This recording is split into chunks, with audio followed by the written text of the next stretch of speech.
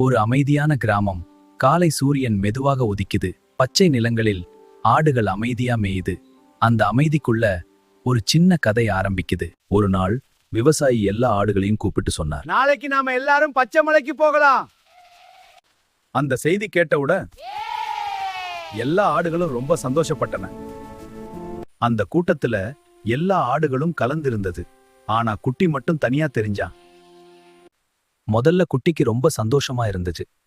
யாரும் இல்ல, வேலை இல்ல. ஆனா கொஞ்ச நேரத்துக்கு அப்புறம் என் வயிறு என்னை விட சத்தமா பேசுது போல. மாலைக்கு எல்லா ஆடுகளும் திரும்பி வந்தன. அவங்க எல்லாரும் சந்தோஷமா இருந்தன. அங்க புல்லு ரொம்ப சுவையா இருந்துச்சு, சூப்பரா இருந்துச்சு.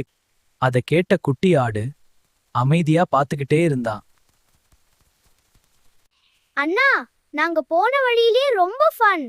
நாங்க ஓடினோம், விளையாடினோம். அந்த வார்த்தை குட்டி ஆட்டை யோசிக்க வைத்தது.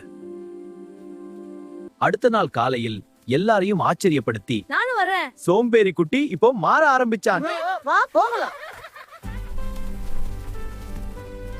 முதல்ல மெதுவா நடந்தான்.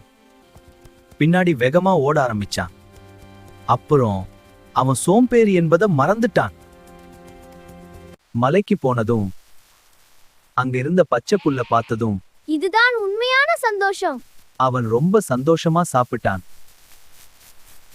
அந்த நாளிலிருந்து குட்டி மாறிவிட்டான். சோம்பேறி இருந்தாலும் புத்திசாலியானான். எளிதான வழி எப்போதும் நல்லதில்ல. முயற்சிதான் உண்மையான சந்தோஷம் தரும்.